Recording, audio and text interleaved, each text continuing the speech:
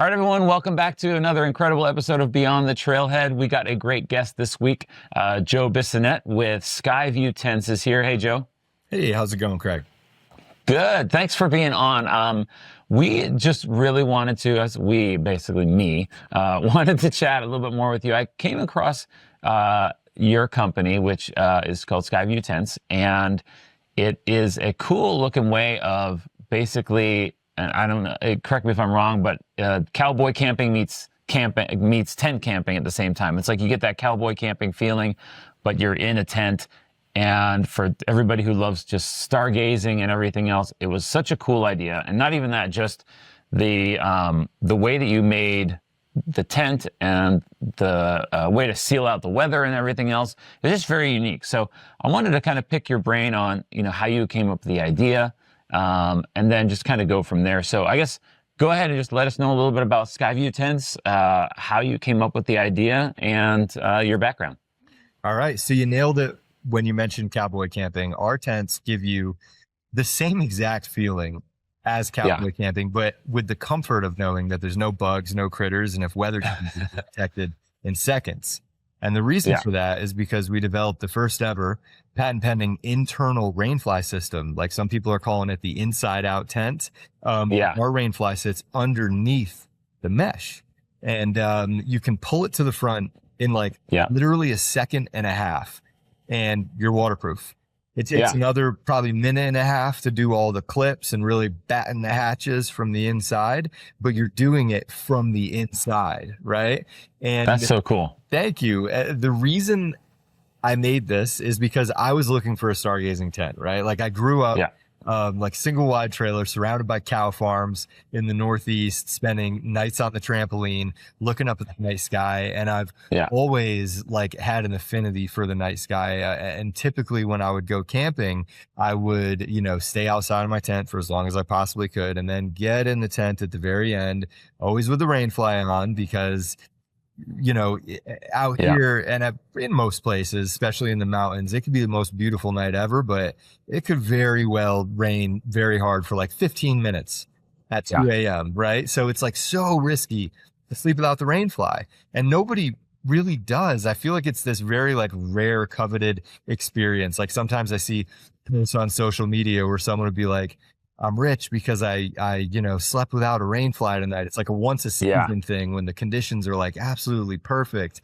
And so I've always been annoyed with rainflies in general. And I've also always been a little annoyed because, I will risk it. And I will be I'll be in Moab or something, looking at the forecast. It's absolutely clear all night. The stars are incredible. And everyone I'm with just puts the rainfly on when they just set the tent up. They're not even thinking about it. And I'm always the one, I'm like, guys, what are you doing? This is crazy. So anyway, that's always been going on in the back of my mind. And it was New Year's Eve going into 2023. I was in Mexico. It was late night. I was there with my girlfriend, who's now my fiance. We were just stargazing. And it was getting late, it was 4 a.m. getting late, and we had to walk back to the hotel. And I was like, man, we should have brought a tent out here so we could just spend the night on the beach. Like, how incredible would that be? Yeah. And I don't remember who said it first, but it popped into our minds, what about a stargazing tent, right?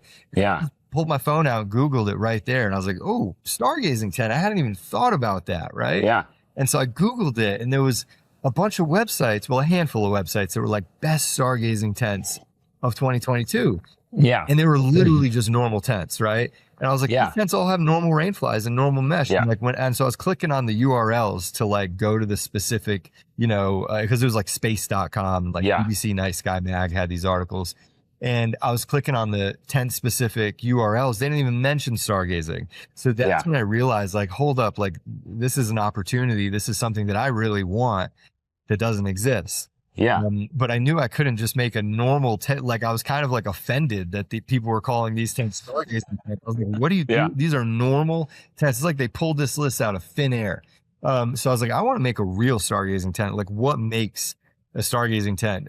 And to me, the ability to stargaze on a regular basis, not just on these super sweet spot, rare occasions where weather is absolutely perfect. So I started working on a rainfly that you could open or close from inside of the tent. And then I designed it. It took like a year and a half to come up with a design that actually worked Yeah. well.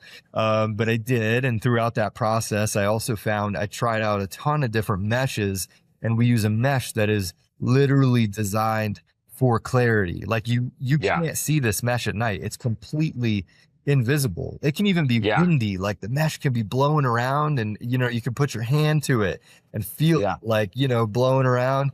Can't see it. Doesn't impact your view. That's cool. And then we use the A-frame shape for two reasons. First and foremost, because it allows the internal rainfly to function. It has to be kind of like, it can't really be dome shaped Yeah. with my design. Yeah. And because the A-frame just has a single pole on the top and a single strip of fabric that joins the mesh together. So when you're in our tents, you have this panoramic view of the night sky. Yeah. Not like a little window that you're looking through, it's Yeah. completely immersive. You feel Yeah. like you're cowboy camping. And we give that experience to everyone, instead of once a season, it's like every night almost. I've had nights where I get in the tent and it's raining. And so I close the rainfly, and then maybe 40 minutes later, stops raining, take a peek outside, it's clear. You just slide that rainfly right back and have this incredible experience where would I have crawled out of the tent and taken the rainfly off that was soaking wet? Yeah, exactly. Probably had to put it back on in 30 minutes. Like, no way, Yeah. Even on nights like that, you still can have this like amazing experience. Yeah. That's so cool. I love the fact that, I do that all the time where I put the rainfly on and I'm like, oh man, it's nice outside now, but I'm all wrapped up, or I don't want to put my shoes on, or it's cold, so then I have to throw a whole bunch of stuff on instead of just being able to lean up in my sleeping bag and open it up and get ready to go again. So, I mean, do you have any engineering background, or? Yeah, I'm a mechanical engineer. Yeah. There you go. Yeah. Yeah. And I did product design I started working at an engineering firm when I was like 16 because I went to a trade school for drafting. So really, I guess my drafting and design started in the 9th grade because at my high school, it was like 9 days of shop and then 9 days of academics. And when in shop, it was just nothing but CAD, AutoCAD, and stuff that works all day long. So I've been designing things forever. Ever since then, I've wanted to be an inventor. I've had a million ideas, but they're all taken. Like every idea I've ever had, you Google it, and there was like a Kickstarter 15 years ago or something. And you're like, never mind. The first thing, I was like, internal rainfly, there was nothing, So I had to go for it. It was my opportunity. That's wild. That's so cool. So if someone is out there trying to create their own product, right, and they're not a mechanical engineer, before I get into more of your tent and stuff like that and the ups and downs of creating it, if someone doesn't have a mechanical engineering background, what are like the first steps they would probably have to go through in an idea? Let's just keep it with tents. Yeah. Say. Well, I mean, if you had some kind of like innovative idea, but you didn't know how to get it down in like CAD software and get the exact dimensions and figure out everything specifically, I mean, I think it would cost a little more, right? Because you'd have to at least have like hand sketches or something to like illustrate and explain the concept. And then I think you'd have to make some kind of NDA, maybe have a lawyer make it so it's enforceable.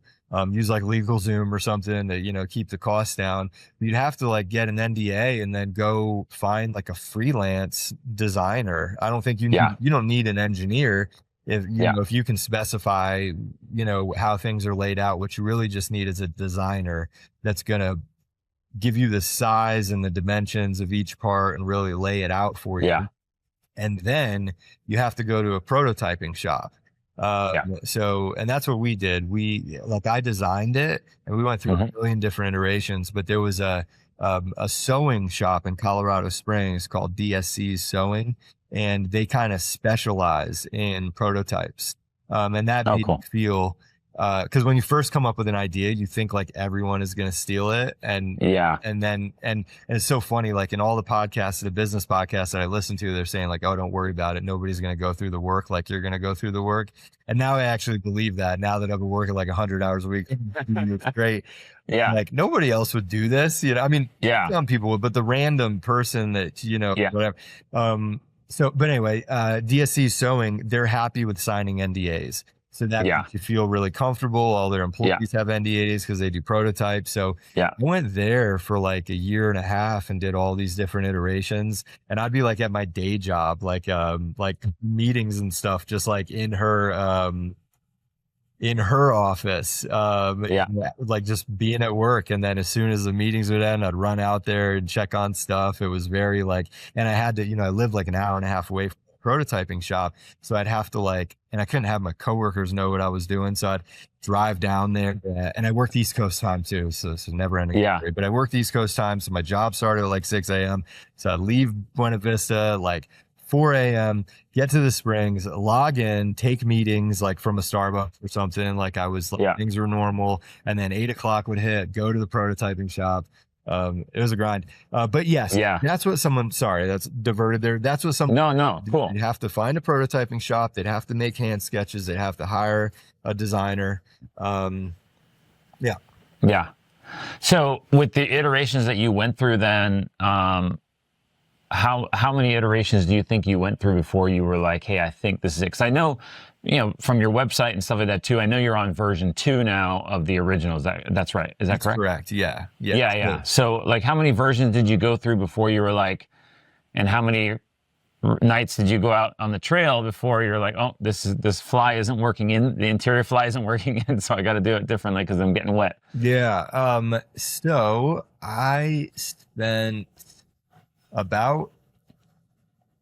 the first couple iterations, I actually tried to use a plastic top with an internal privacy screen. I was going, and it was like the worst idea ever, but I took it down for like a while. I was working on you had to like roll the tent up in like a gun case looking thing. It was like to not like crack the plastic. The plastic would yellow and it wasn't even that clear. And then I found this mesh that was super invisible at night. And that's when I was like, oh, this mesh is way better than the clearest plastic. So how do I do it with the mesh? I had to change my internal privacy screen to an internal rainfly. First it was like a tube, it was like a dome shaped like tube and then when I found the mesh, I ended up making the A-frame shape to make the internal rainfly function. There was about 4 different versions and a lot of tweaks. And part of what dragged it on was DSC Sewing was like really busy at the time. So I would get the latest tent, take it out, spend the night in it, start testing it. Within a couple of days, I would like be ready to make some changes, but they would be able to get me in like a month. So there was a lot of like gaps in between that kind of spread the process out. It was like 3 or 4, or it was definitely at least 3 iterations before I landed on what we sold last year. And throughout the year, after getting like customer feedback and testing the tents more, I made like a bunch of little tweaks and changes. And then like the accumulation of those tweaks and changes combined with things that I couldn't change at that time landed us on the Gen 2. And now the Gen 2 is really like just everything we want it to be. Do you think that, but I know we had talked a few times in the past on different pods on, when you get out your first generation of your product and next thing you know, you have to kind of, you refine it, right? And your customer looks at it and goes, oh, now they give you feedback, you got a new product. It's almost like it's like when Tesla came out with their car, and then everybody's kind of being the guinea pigs, so to speak. And you're not treating your customers like guinea pigs, but you're like, please take a risk on me and stuff like that. And then when they give you the feedback, you're like, oh, I have to tweak this.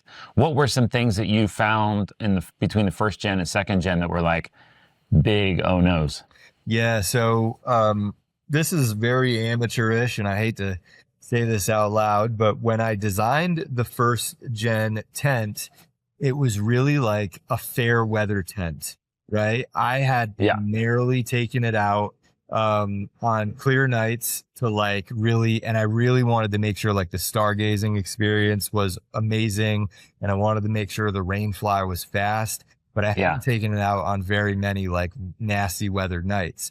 And it was clear on the website that this is a fair weather tent, but people kept taking them out in like gnarly weather. And I realized really quickly that like, no, I cannot have a tent that is like, I didn't want to have a fair weather stargazing tent. I wanted to have just like a bomb proof tent that could handle like anything. So we made little tweaks and changes throughout the season to kind of like secure the rainfly down better, but it still wasn't really what I wanted it to be. Even at the end of the season, it was still a fair weather tent, but there was a lot of people, that were just taking it out in crazy conditions. So what I did this winter was just change the design to really build it so it can handle anything. I added like an internal cross brace to the inside of the rainfly that you can rig up really quickly.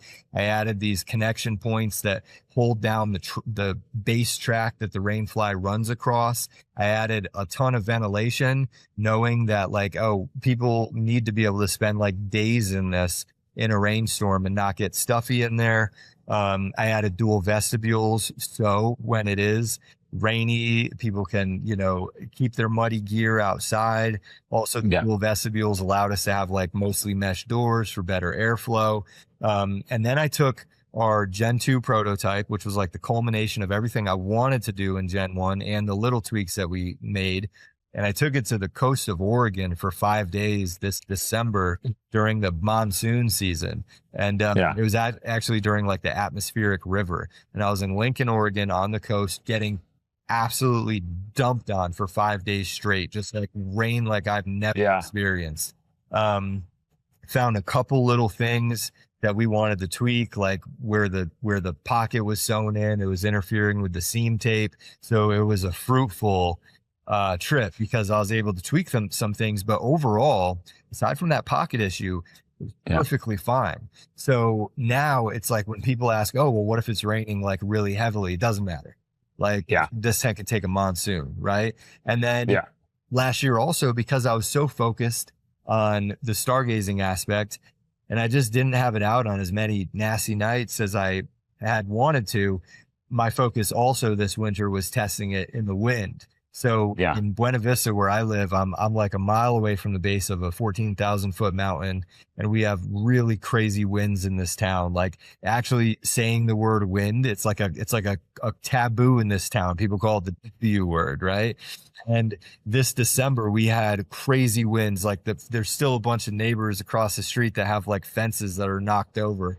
Oh, wow. We had like house shaking winds. And so I had the Gen 2 tents set up for like a couple months in my backyard under those conditions. And I was just like, where's it going to fail? I need to find out where it's going to fail so I can reinforce those areas. But nothing failed. Like we built the hell out of these tents. They're not like, these aren't super light. Like our backpacker is not a thru hiker at all. It's definitely like take it up to a mountain lake for a couple of days, have the most incredible experience ever. But it's, they're really built to last forever and to handle like any weather. That was kind of my main priority this year, after being like kind of insecure about its bad weather performance last year. Yeah. No, I think you nailed it on the head with the weight thing and stuff like that at the end there too, that like, every tent has its purpose, right? Yeah. And so I'm okay sometimes with carrying some extra weight when I go hiking because I know I'm going to have a really good experience, right? Like you said with the lake, there was where was I had a Mount Whitney permit and we were going to stay up on the lake for a couple of days. We ended up changing our plans, but going up there, I was like, oh, I'll be able to stay up there. I'm going to take an inflatable raft up there with me and just go out on the lake and just chill and everything else.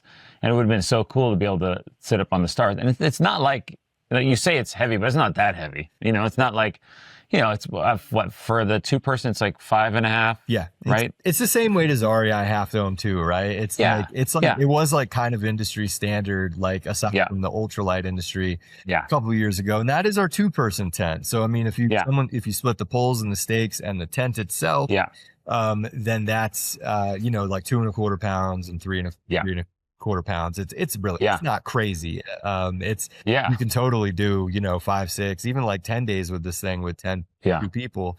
But that is like the biggest comment that we get from people. They're like, oh, if it's not 14 ounces, like, I'm not interested.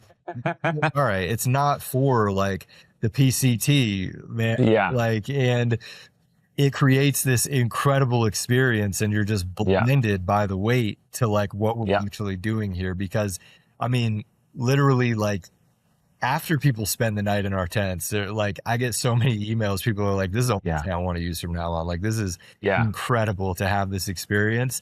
It's like, people are really hung up on the weight. It makes me self-conscious about the weight. So I'm like, oh, it's something to me, but it's not that bad. It's like, they're like body shaming you, but they're tent shaming you instead. Exactly. Yeah. I'm like, man, I wanted a tent that's going to last like forever. It's 40 denier. It's got a heavy waterproof coating. But it's strong, and that was another thing. Like I don't have like a whole R&D team, right? So I'm like, I might as well just people know what the weight is when they buy it. I'm overbuilding it, so it's super strong. I'd rather people be like, oh, it's like a pound heavier than I'd want it to be, but like, be super secure when they're in it. Yeah. When you were sourcing the mesh, because I have one tent that I use that I won't put the fly on sometimes, but that they use a white type of a mesh on part of it, and then a black part of a mesh. And I'm like, no, can you just make the whole thing this? I don't understand. I guess it's more of a trying to be a little bit of a privacy thing or something. But I'm like, I want to see out, especially as a photographer. I'm like, man, I want to see everything, because that would be great to do a shot inside the tent. But you're only going to see this like one little triangle part versus yours. Like, the pictures online are so cool, because I'm like, oh man, I can't wait to see that mesh in person, because it seems like such a dream to be able to just lay there and see out like that. So did you have problems like finding that mesh, or where did you source it from? I tried a ton of different meshes. Yeah. Last year I was using so last year we were sewing the tents up ourselves too. Yeah. And so I was using a Pifer UltraView 2 mesh. It's like designed for upscale houses and like screened enclosures, and it's designed for clarity. But it was like $40 a tent in mesh, like at wholesale pricing. It was insane. And then last year also, the whole local fabrication in a small town, it was hard to hire anybody, couldn't keep up with orders. So we couldn't keep doing that. So I went out and I found a factory, and I gave them samples of this mesh, and I had them send me a bunch of a bunch of their options. And I found basically something that was extremely similar, but not $40 a tent. It's all black, and it has like a ton of air transmission. It doesn't get stuffy at all. You really you feel like you're outside. Yeah, that's cool. So I guess running into the business side of things now that you're going from working a job to running this business and stuff like that, what are some hurdles that you've found as you're just kind of like getting into the grind? Because you've only been in business for a couple of years, right? So I'm sure you're like, oh man, this sucks. I needed to do this. What's your process? Well, I think the biggest hurdle was probably the local fabrication. So last year, I had this vision of just starting this like beautiful factory and doing like profit shares with employees and like employee ownership, and like having these long-term people that were super excited to have a cool job and be making an incredible product. But what actually happened was I couldn't hire anybody. Like, I had a handful of high school students that had no sewing experience, and then me. And they also, another, like, not a problem with this town, but there's a lot of money in this town. And like, when I was growing up, when I was in high school, I worked 30 hours a week. Like, the second I turned 16, it was like 30 hours a week. And then the second like summer started, it was like full time plus. And everyone that I was able to hire in our town wanted to work, 5 hours a week, 10 hours a week. If there's a football game or something, like, they're not showing up. And, so I ended up personally sewing 80 hours a week. on top of Wow. trying to like run the business and Yeah. do all the, I don't know, like pay sales tax and we have a little brick and mortar, like run the store, respond to Yeah. emails. And like, even, I didn't have time to do anything other than sew. So that was like the biggest thing last year. I just had like my hands tied behind my back. I couldn't Yeah. focus on marketing at all. I was spending all my time sewing. And then I was really like surprised by how long it took to actually make the tents too. Like it was, Yeah. I mean, we were losing money on every single tent last year. So I basically like blew my whole bootstrapped, savings that I used to Yeah. start the business. And we sold enough tents. Like we were selling tents faster than we could make them. It was like, Yeah. we had a really amazing response and really great reviews. But at the end of the year, I had zero money left. So Yeah. then I was like frantically pitching to investors. And it was just, it was a stressful time. But Yeah. we did find the investors, and it's awesome too, because they're not like big evil corporations. It's like 3 people that are local and just, high net worth, really cool people that are excited about what we're doing. Yeah. So we brought them on, and that allowed me to regroup, like find a factory, improve the design, stop sewing. We stopped selling for like 6 months and just focused on like quality and R&D. Yeah. And then now we have tents in inventory, and we just got tents in inventory like a month ago. And Oh, cool. now we're selling them fast. Yeah. So getting, I guess that would be a hard decision to make, right? Is like, hey, okay, we need to do R&D a little bit more, tweak things. We got to get stock. And so let's just stop selling for 6 months. So did you still, I'm assuming you would still get emails from people, right? Saying like, hey, when's it going to be in stock? And then, what's your answer to people? Well, we took pre-orders. So Okay. it was like, my website's actually like really beautiful now. We've really really improved it this year. But last year, my website was just like cell phone photos, and it looked like it was made in somebody's basement. But it already like was kind of a cheap looking website. So I like uploaded models of what I thought the Gen 2 was going to look like. And just put a pre-order for 10% down up on the website, so people were able to lock in their tents. Yeah. And so we were able to kind of keep people signing up and keep people purchasing tents. And we gave, I always, something in my career, like a good saying was always like under promise and over deliver. Yes. So I wasn't like unrealistic with when the tents would be in. I knew it was going to be like in the middle of spring, or I knew it could be in the middle of spring. So I was realistic about when they were going to be available. And so I didn't really get much grief from anybody, really. The customers I think, the customers that we have are really excited about what we're making, because it's something that they have been like missing in their life. It's not just a new gadget. It's something that they're like, oh my gosh, like I need this, and this is going to give me the most incredible experience. Yeah. And so there's a lot of grace with the customers. No problems. Yeah. When, I guess going back to what you had said earlier too, when you were getting investors and everything, it's funny because people will look at a business, right? And I say this a lot, that you'll have people on Shark Tank and they'll be like, I'm doing $1 million in sales, but we're still negative, and people will look at it and see a website and see your ads and everything else and think, oh, they're doing great. And not that every company is like this, right? But there's a lot of people, when you start the business, you realize you only have a certain amount of cash, and so you're now having to go to investors. So if someone's out there creating their business and stuff like that, and they're trying to find investors, what were your steps to going in and getting investors and everything else, or what was your strategy? So there is a organization called Startup Colorado that I found, or they found me. I'm not really sure how it happened, but they offered a bunch of like classes, also a pitch competition, and they also connected me with an angel investment group in the kind of like the area that I live in. So it was pretty much like a Shark Tank for like our small town, a combination of like a couple small towns in the area. And what I would recommend is, if you think you need to raise money, do it long before you need it, because it takes time, and you don't want to be desperate during negotiations. You don't want to be like, I don't care what the terms are, I need this money like right now. You know, you want to have some leverage.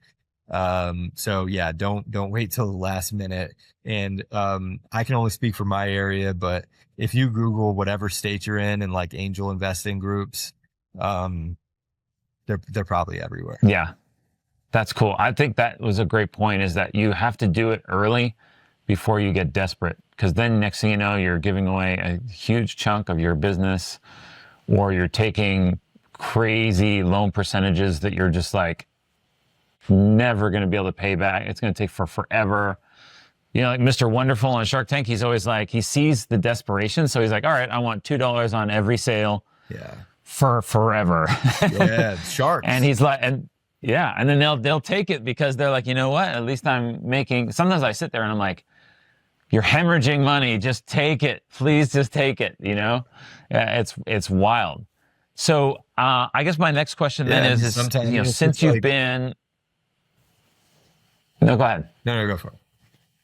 I was just gonna say, it's like, you know, it's like you can take this money and stay in business, or you could not take it and lose probably your whole life savings that you invested in this thing. So it's like, you do feel incredibly desperate. I didn't have a negative investor experience. Like, our investors are amazing, and I feel like I got a good deal. But I was like pressed. It was like, I was like, I need to get this done actually like next month, or else I'm not going to be able to pay my mortgage, and I'm not going to be able to pay the rent on this building. It was tight. It was super scary. I always tell people I'm so proud of them for being like super risk takers, because I wouldn't be able to take that risk. And I'm like, okay, I'm living vicariously through all the crazy stuff that you guys do when you start your companies and stuff like that. So I guess my next question then is kind of going from that to, now that you've had your company running for a while and everything else, you know, how do you stay connected to the outdoors, knowing that like, hey, and maybe now you have a little more time because you're at a factory point, versus like you were saying earlier, where you're just sewing like crazy and trying to take care of everything. So how do you stay connected to the outdoors still? Walking to and from the shop a lot of times. It's still, so this is our first batch with an outside factory, and I'm kind of like a perfectionist, and I probably don't even need to do these things, but there's a couple little things that I tweak every single time. We're not going to have to do this on the next batches. I still take out each tent, make a couple little sewing reinforcements. Oh, wow. Set it up, take it down, box it up. So I'm still on the grind, like I was last year at this point, with, you know, because orders are picking up. But what I do is I walk to and from the shop. I walk my dog to and from the shop quite a bit. And I often come home at night. So I walk home at night, and there's like no street lights like in my neighborhood and stuff. So I have that time to like just kind of walk underneath the stars. And that really like keeps me inspired to keep creating these incredible experiences. But the amount of time that I spend in nature, you know, I can't wait to when the business is a little less hands-on, and I can spend an equivalent amount of time in nature, at least of what I used to. But right now it's limited. Like I get out climbing, I'll get out climbing like 4 times this year, and maybe like 4 times. I mean, it used to be like every day, you know. But really just that walking to and from, you know, kind of helps to clear my mind a little bit, and at least be outside and not just in the warehouse all the time. Yeah. You know, kind of going back to what you're talking about, taking the tents out and doing those tweaks and stuff like that. So what's your overall like experience with finally having to work with a factory, and what are some like maybe some, I mean, you kind of said the good points, right? That you're saving your time and stuff like that, but what are some pain points that you think you're running into, or kind of learning things you've learned so far? So overall, it's fun. Overall quality is like way way, way better than it was. Quality is like excellent now. The design is way better than it was last year. And it's funny. And I'll get to that in a second, but like sometimes when people hear, oh, you're not sewing them up yourselves anymore, like how's quality? I'm like, I taught myself how to sew when I sewed. And I had a bunch of 16-year-olds working for me that like learned how to sew on the fly. You know what I mean? Like, like the factory, all they do is make tents. Like you know what I mean? Like it's way better. But there is a couple little tweaks that I'm making, just reinforcing some things. I think that, I don't really know how I would even avoid this, because what they do is you work with them, they make like a pre-production sample, you check it out, but they're like master sewer person is like taking that sample, like everything is perfect. And then when the bulk production happens, which I was at the factory for, but like when it happens, it's, now it's like an assembly line, and there's just a couple areas that I wish were reinforced a little bit more. I don't know how I could have even found those areas before bulk production, because it wasn't like on the sample. So now it's like, now I know exactly what they need to reinforce. They know what they need to reinforce next time. But like when you release a new product, I don't know. I think the trick is to like probably have them do a bulk run as low quantity as you possibly can do. Even if you have to pay a good amount more for it, keep the quantity down. And then you can really see what it's like when they're running the whole assembly line. And if you need to make some changes, it's not to like hundreds and hundreds of tents, I can only imagine you sitting there at your office, like taking one out, putting it up, and then like reinforcing those spots and then putting them all back and stuff like that. But you can put that on your website. I hand touch everything, kind of like Apple. They always say it's like assembled in California, but everything else is really just made in Taiwan or wherever and stuff like that. So, but really no, that's a great point. Like people think that, and it's okay that you want to have people, support people who are like creating the product in their basement and sewing it themselves. But to your point, those are the professional sewers that all they do is sew every day. They've been sewing for years. And what you said, like you have 16-year-olds that basically learn now from you to sew. And there's only so much you can do. So, I mean, I think that's a really good point. It's like people just think the quality goes down when you go out to a factory, but a lot of times it takes the quality up because you're taking it to the professionals. The quality went way up. And then our tents too are like very complex to make the internal rainfly work.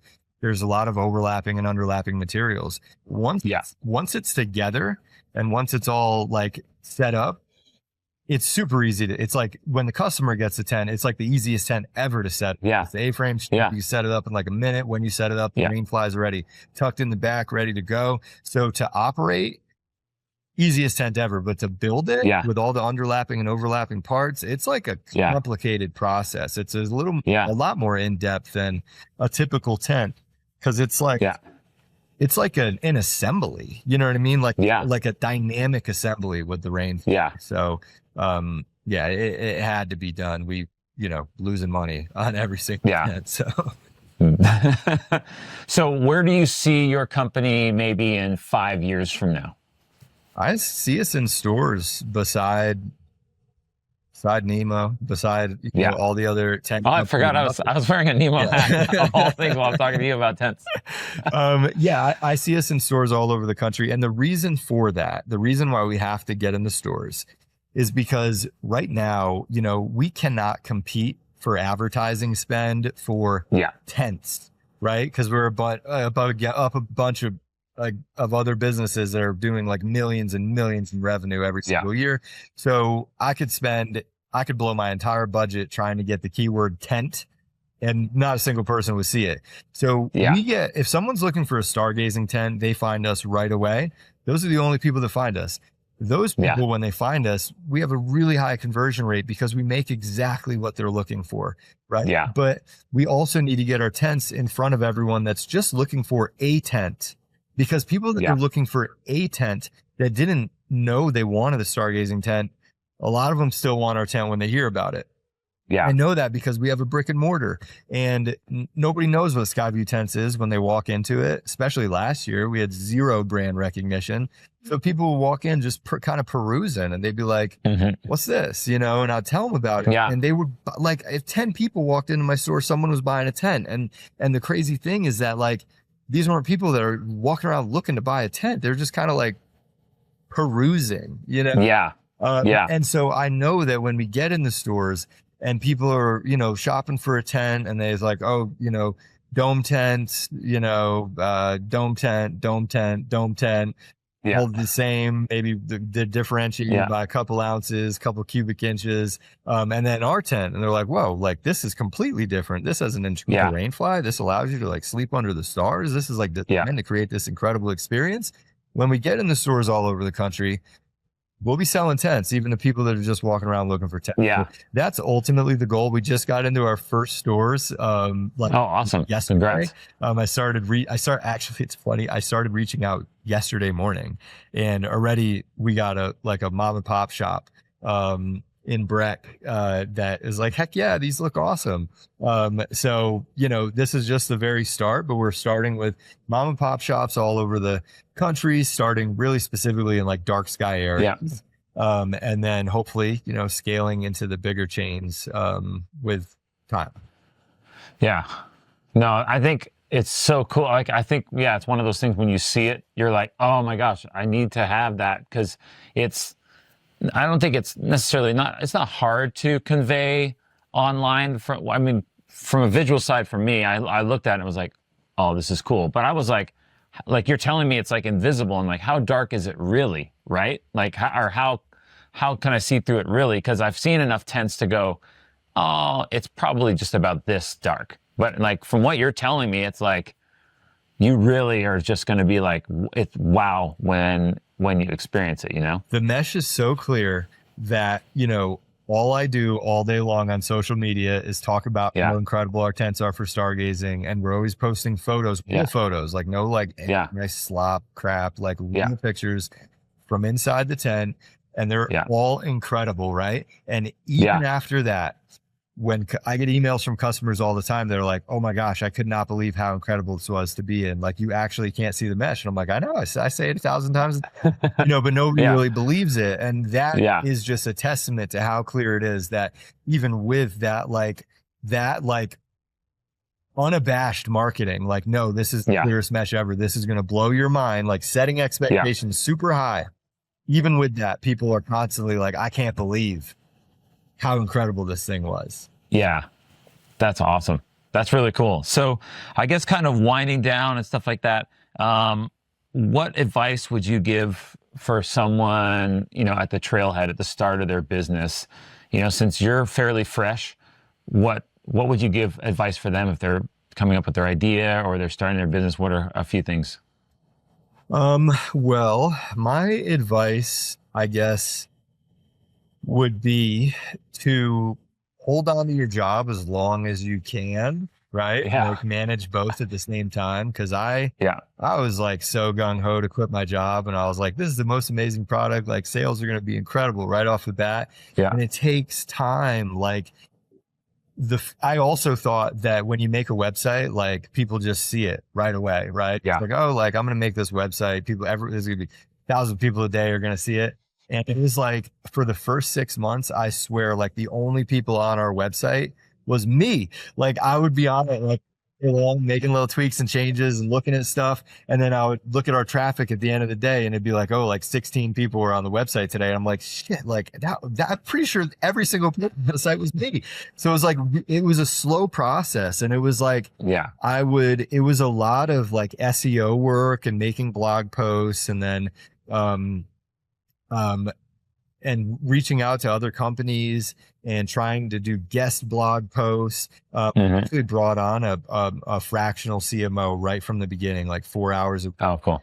We didn't have money for paid ads, but we had money for just 4 hours a week. Our CMO is like primarily a PR guy too. So he was doing like all the blog posts and reaching out to websites. And after like maybe, 6 months, we started to like really show up to people. And then we started to, well, actually, things were pretty dire and scary.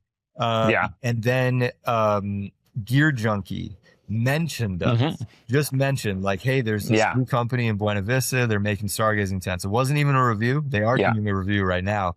But it wasn't even a review. It was literally a mention. And we had like 10,000 people on the website like that day. It was like crazy. Wow. And then what happened is this like spiral of PR went down. It was like New Atlas wrote an article about us like a couple days later, and I didn't even like pitch anything to them. It was just like the stargazing tent and about the internal rainfly. And then there was this cycle of like every day almost a new website was writing about us, and like I would be Googling us and be like, holy shit, there's another article, and then that really like increased our web traffic and awareness. And then we started getting sales, and that was like when my bank account was like almost at nothing. And then we had a ton of sales. That was like last June. And so that really, so what I would recommend is to hold on to the day job as long as you possibly can, and figure out the fabrication process before you dive in. I kind of like quit my job while I was waiting for materials and sewing machines to show up. Right. And I was renovating our showroom, and I was working on laying out the factory, and then the materials show up, and I'm like, oh my God, it takes me 10 hours to make a tent. Like, how am I going to do this? Right? And so dial in production, whether it's overseas or whether you're doing it yourself. Hold on to that job as long as you possibly can. Really focus on blog posts and SEO. Also, you need a niche.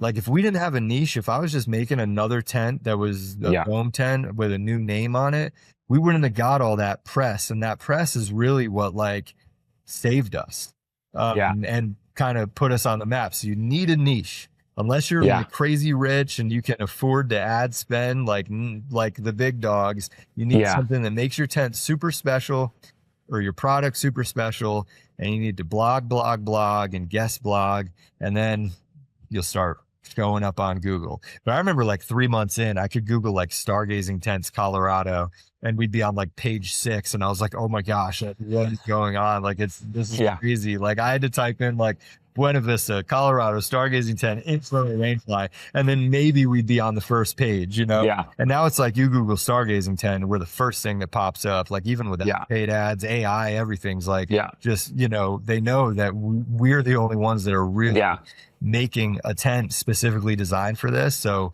now we got there, now we get healthy web traffic and a lot of orders, but it takes time. When I started this business, I was like, I had these like grandiose visions, where I was like, oh, it's just going to explode. We're going to go viral. And it was like, no, man, it's like very, very slow kind of like uphill grind. Yeah. I feel like the people who have that slow grind too, they're that slow growth, they do a lot better because their business grows healthier. I mean, it's just like a tree or anything else, right? It grows slowly. It's going to have strength and it's going to grow better. But when you have that instant thing, it can get to your head, or you can now not fulfill orders because you just have way too many orders.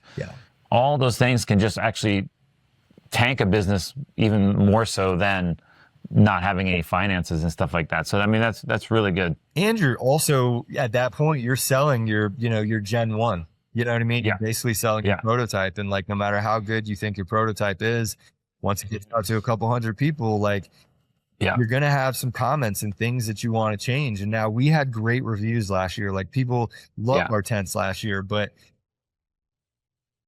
if I had, I wouldn't want thousands of those tents out there. You know what I mean? I want thousands of our current tent out there. Because we've really perfected the design now. So a couple hundred out there of the Gen 1s in the wilderness, like that's good enough for me. I'm happy that it's not 10,000 or something crazy. That's awesome. Well, thank you for all that insight and everything else into, and being transparent too. Because I think when you're transparent, it really helps everybody who's listening, who's in the business, kind of help grow their business. And then people who are listening right now too, that are just interested in your tent and everything else, they're like, oh my gosh, I understand it now a little bit more. and everything. So I guess before we go into our kind of rapid fire round, if people are looking for Skyview tents, where can we find you guys online and on socials? Skyviewtents.com, and we're primarily on Instagram at Skyview Tents. We have a lot of really cool stargazing content on there. Tons of photos from inside of the tent, just like beautiful Milky Way photos. So it's really like a, astrophotography page almost. We do some, skits and videos and stuff. I haven't figured out how to use TikTok yet. I tried, but I just can't. You're good. Okay, cool. Well, I guess we'll just go in quick into rapid fire round. This is to get to know you a little bit more and everything. And so without further ado, first question is your favorite national park. Ooh, favorite national park, Zion. Really? Okay. Zion. That is the desert. And I love those steep walls. I mean, Zion's just amazing. Oh, yeah. Do you ever watch, I'm sure you watch YouTube, but I just watched a video of Eric Hansen going on this trek in these huge steep walls. He did this pack rafting trip in Mexico. Okay. That is incredible. And I'm like, oh, that's a huge bucket list now. It's just these massive walls and you're going in this pack raft. And I'm just like, this just seems like a movie, I'll send it to you. Climbing trip would be the coolest thing ever. Yeah, please send that. All right. Now, next is coffee or electrolyte drinks on the trail. Both have their place. I mean, the electrolyte drinks in the morning definitely are key.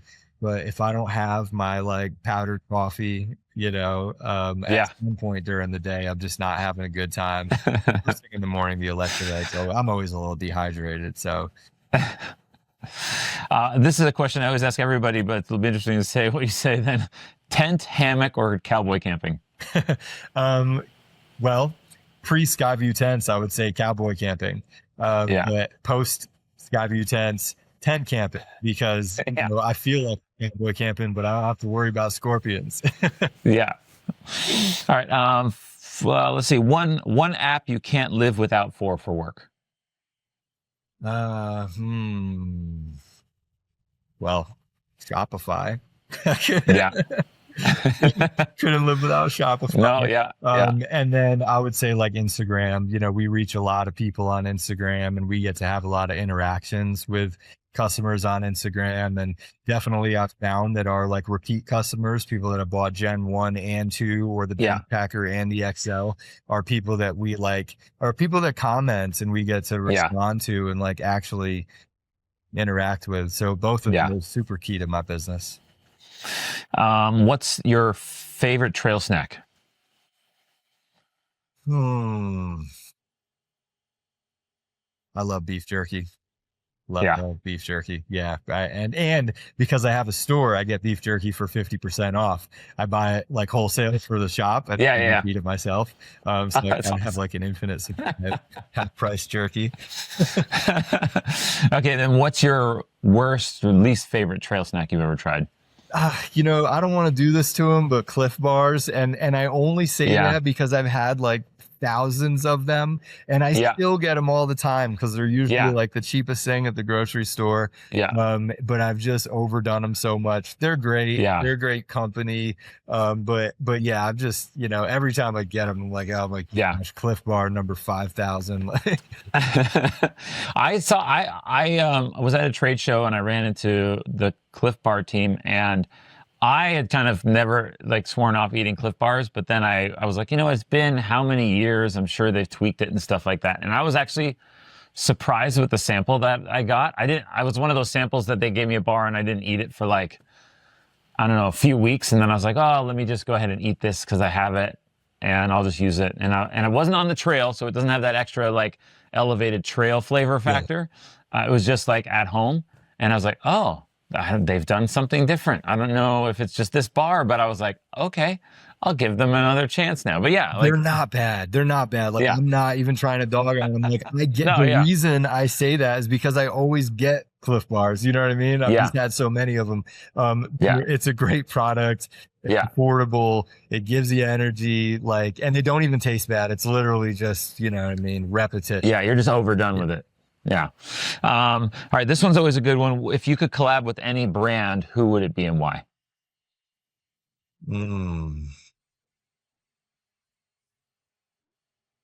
That's a tricky one. It would probably be Sea Star or Dwarf. They make astrophotography equipment.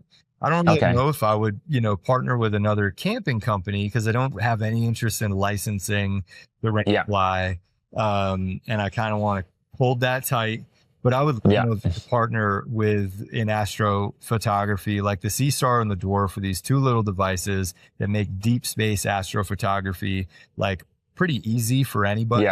And our tents allow you to, you know, hike up to that mountain lake, get really far away from light pollution, and setting it there would be incredible. And I think like that collaboration would also give us a lot of social credit in the astronomy industry, and it would just be awesome. So Dwarf or Sea Star, I think Celestron makes Sea Star, and Dwarf Labs makes Dwarf. Either one of those, I would love to partner with them. I can totally see your tent being set up in like B&H Photos store in New York City, like with the photography stuff. Because I was at the store like a few months ago, and I was like, oh, they should totally have this and this. And I'm like, oh, I could totally see a display like that. That would be sweet. All right, and then last question is your favorite way to unplug? Rafting and climbing.